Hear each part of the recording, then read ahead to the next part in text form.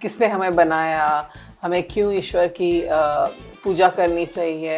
I think हर युवा के लिए ये बहुत ज़रूरी है कि वो उनके पास एक सेंस ऑफ पर्पस हो, या लोगों के बीच में जो चुनौतियाँ होती हैं उसको देखते हुए हम धर्म को ब्लेम करने लगते हैं। जेलसी रहता है, फिर हम सोशल मीडिया का एक प्रेशर रहता है, हम जिस समुदाय में रहते हैं जो प्रॉब्लम समुदाय के हैं वो हमारे लिए सेकेंडरी हो जाते हैं।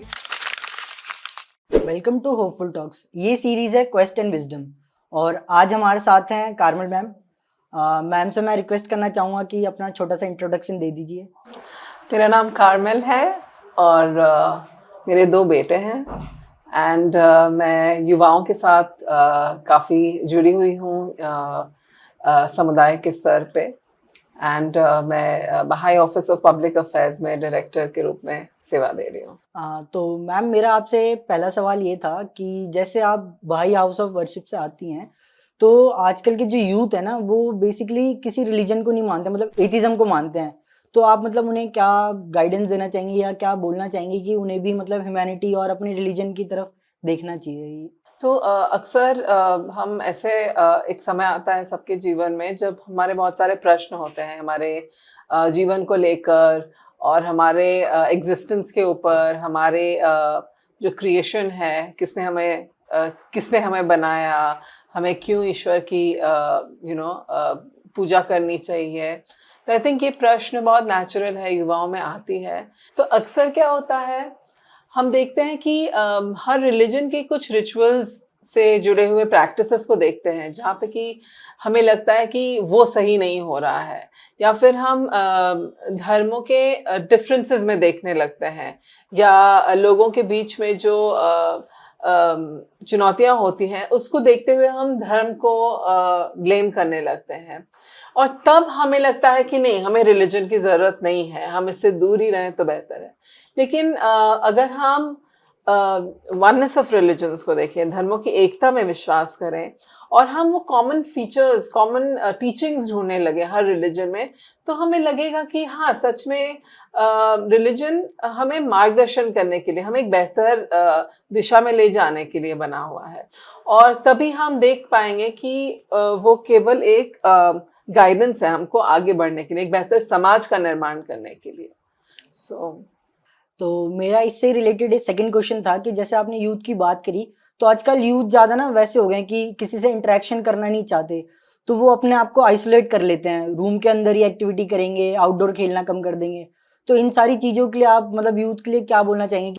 आई थिंक हर युवा के लिए ये बहुत ज़रूरी है कि वो उनके पास एक सेंस ऑफ पर्पस हो, कि वो क्या कर सकते हैं अपने जीवन में। लेकिन कभी कभी यही क्वेश्चन हमारे लिए भी एक चैलेंज हो जाता है, क्योंकि अगर केवल हम अपने बारे में सोचें तो आई थिंक इसको मैं एक साइकिल के रूप में देखती हूँ कि अगर हम खुद का विकास करें, खुद को एम्पावर करने की प्रयास करें, लेकिन जो एम्पावरमेंट हम खुद के लिए कर रहे हैं अगर हम उसे समाज के निर्माण में या ट्रांसफॉर्मेशन ऑफ सोसाइटी में हम ना लगाएं, तो फिर हमारा विकास वहीं तक स्टैग्नेंट हो जाएगा और बढ़ेगा नहीं।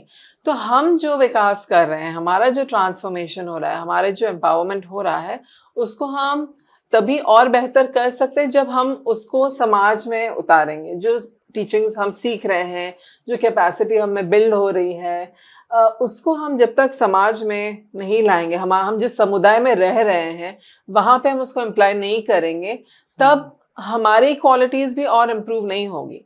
तो आई थिंक कहीं ना कहीं युवा ये सेंस ऑफ पर्पस खो रहे हैं। एंड अगर हम खुद के बारे में सोचते रहें तो कभी कभी वो सेंस ऑफ पर्पस भी हमें बहुत इगोइस्टिक बना लेती है, हम खुद के ही बारे में सोचने लगते हैं। लेकिन जब हम अपने बारे में और साथ ही साथ हम जिस समुदाय में रहते हैं उसके विकास के बारे में सोचते हैं, तो फिर हमारा ईगो उतना स्ट्रांग नहीं होता और हम कलेक्टिव ट्रांसफॉर्मेशन के बारे में सोचते हैं। बट आजकल जैसे यूथ है तो वो क्या करते हैं, अपने आप को कुछ पॉइंट प्रूफ करना है या कोई एक्शन करना है, जैसे जेनजीज हैं आजकल के, तो वो लोग क्या करते हैं, एक एक्शन कर देते हैं, वो ये नहीं देखते कि उसके सराउंड में क्या इम्पैक्ट पड़ रहा है या कोई प्रॉब्लम हो रही है, वो सब वो लोग माइंड नहीं रखते। तो उनके लिए आप क्या बोलना चाहेंगे कि उन्हें ये देखना चाहिए कि उनके कोई भी डिसीजन है उससे किसी को हार्म हो रहा है नहीं हो रहा है, इन सारी चीज़ों के लिए आप थोड़ा देखिए, मुझे लगता है कि जितने भी युवा हैं उनमें एक ऊर्जा है, एंड वो ऊर्जा अक्सर कुछ बदलाव लाने के लिए है। Like they are very excited कि उनको जो हो रहा है वो उससे खुश नहीं है और उनको ये दुनिया को एक बेहतर जगह बनाना है।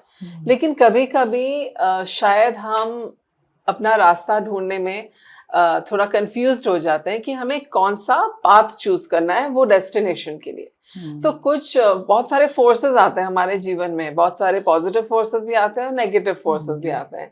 तो हमें देखना है कि कैसे वो पॉजिटिव फोर्सेस के साथ साथ हम आगे बढ़ सकें, क्योंकि गोल हमारा एक ही है। तो कैसे वो पॉजिटिव फोर्सेस की मदद से हम आगे बढ़ सकते हैं। जैसे अगर हम देखें तो एक युवा के जीवन में जो बहुत सारे जो नेगेटिव फोर्सेस की हम बात करते हैं, जैसे इवन हमारे फ्रेंड सर्कल में ही हम देखते हैं, ईगो है, हेट्रेड है, मतलब जेलसी रहता है, फिर हम सोशल मीडिया का एक प्रेशर रहता है, पीयर प्रेशर रहता है। तो बहुत सारे ऐसे चुनौतियां हैं जो एक व्यक्ति को नीचे खींचता है या फिर उनको गलत रास्ता लेने के लिए मजबूर करता है। लेकिन साथ ही साथ हम देखते हैं कि बहुत सारे ऐसे सकारात्मक शक्तियां भी हैं। जो स्ट्रेंथ है हमारी एकता का, वो भी एक सकारात्मक तरीके से भी यूज हो सकता है। हम एक दूसरे के साथ परामर्श करके भी एक सोल्यूशन निकाल सकते हैं। तो आई थिंक कहीं ना कहीं हमें ये ढूंढना होगा कि जो डेस्टिनेशन की हम सोच रहे हैं उसको अचीव करने के लिए हम कौन सा पाथ लेना चाहते हैं। तो मेरा यूथ से रिलेटेड एक फाइनल क्वेश्चन था कि जैसे आपने यूथ के साथ बहुत ज़्यादा काम करा है आपने, तो मेन चैलेंजेस आपको यूथ के साथ क्या आए हैं अभी तक? आई थिंक कहीं ना कहीं हमारे जीवन में जो कोहेरेंस है या फिर जो सामंजस्य जिसे हम कहते हैं, वो कहीं ना कहीं मिसिंग हो जाता है एक युवा के जीवन में, क्योंकि हम एक एस्पेक्ट पे फोकस रहते हैं और बाकी सारे एस्पेक्ट्स को भूल जाते हैं। मान लीजिए फॉर एग्जांपल हम अपना करियर को लेते हैं और वो सिर्फ हमारा गोल रहता है, उसमें हमारे फैमिली रिलेशंस सेकेंडरी हो जाते हैं।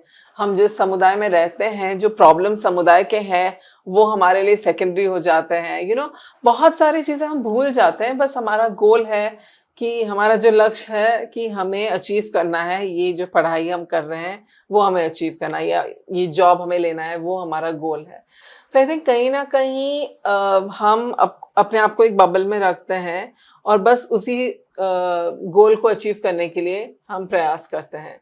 But at the same time like बहुत सारी चीज़ें हमारे समुदाय में हो रहे हैं, जो लोग सफ़र कर रहे हैं या फिर कुछ चुनौतियां हो रही हैं जिसमें हम भी योगदान दे सकते हैं। लेकिन कहीं ना कहीं हम अपने फोकस में रहते हैं और हम भूल जाते हैं कि हमारा कंट्रीब्यूशन भी है हमारी सोसाइटी में। So I think we have to see कि हम अपने जीवन में कैसे वो बैलेंस ला सकें, वो सामंजस्य कैसे ला सकें कि हमारे पढ़ाई के साथ साथ हम कैसे जिस समाज में रह रहे हैं उसकी चुनौतियों को कैसे हम सोल्यूशन ढूंढ सकें, वो भी हमारा योगदान होना चाहिए या उसके बारे में हमें सोचना चाहिए। अगर अपना शादीशुदा जीवन संभालना है, उसके साथ साथ हम पढ़ाई भी कर सकते हैं, राइट? तो हर एस्पेक्ट, हर पहलू हमारे जीवन का हमें साथ साथ उसको लेना है, नहीं तो फिर हम उसको आइसोलेशन में देखने लगते हैं। Thank you so much ma'am, आपके साथ बात करके बहुत मज़ा आया।